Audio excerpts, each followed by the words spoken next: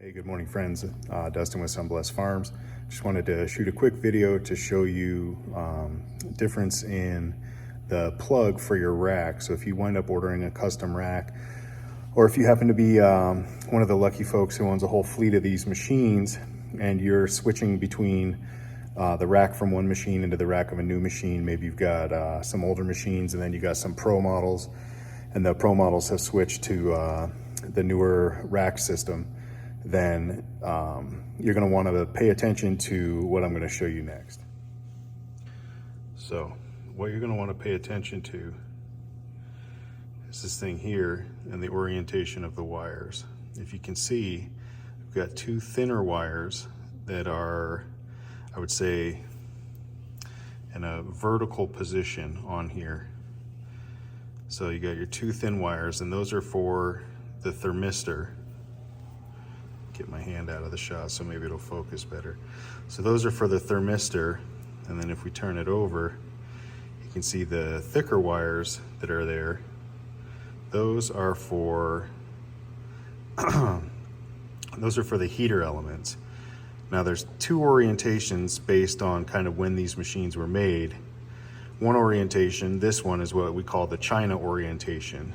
And then if we look from this side, what you'll find sometimes is they'll have what we call the American orientation, where the two thicker wires are going horizontal on the bottom there, and then the thermistor wires are going horizontal on the top rather than these vertical configurations.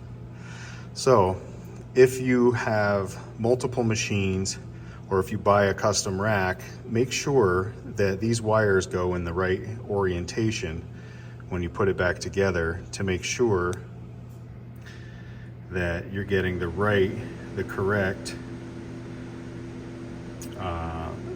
power going to the right places. You don't want to put the power for the heaters through the thermistor. You'll burn it up, and you'll burn up the inside of the plugs right here. So here's a good example.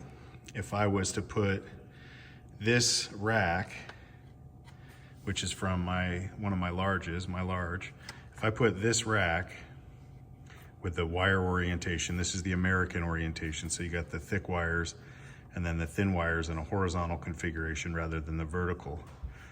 So if I was to take this plug with the wires oriented differently, it would plug in just fine, but I'd be putting power to a thermistor wire, and then a thermistor wire would be here, so it would just either not work or it would burn it up. But you know, you can't tell anything from here, and you can't tell anything really from there, because they're all the same size plug. And if you look,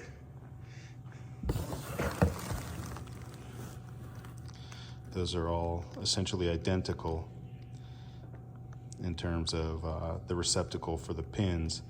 So there's no real difference except the wire that they're connected to. You can see heater wires versus thermistor wires. So when you're putting these together, you got to pay attention, especially if you own multiple machines. Like this is our machine, and then this is a customer machine that we are repairing. This one's got to go back to Canada. So make sure that when you get your rack, that all those wires are in the correct position. If the wires happen to not be in the right position, you can see down in here these little the little lines that are right there that line up. Those are actually a little clip, and if you push them to the inside with a tiny screwdriver or a pick, you can actually pull the wire back out through the back. They just push in and then they clip. We'll see if we can spot the this little shoulder on the wire right here fits just above. You can kind of see that little tab on the outer wall over here. You can see that little tab, and then this little finger here grabs a hold of these shoulders here on these little wires, on these little wire ends. And those are what actually hold that in position so it doesn't pull back out. So If you get a custom rack and it happens to have the American orientation, whether the thick wires are by the hold or if they're on the other side, you can pop that out. This little, this orange thing here just pulls straight out, and you can see there's little places where you could put a screwdriver or something in there. Doesn't require a lot of force, but you can go ahead and pull that out. So once you get that orange thing out, that orange thing is actually shaped like a wedge, and that drives those inner fingers towards the outside edges to put pressure on it so those wires don't back out.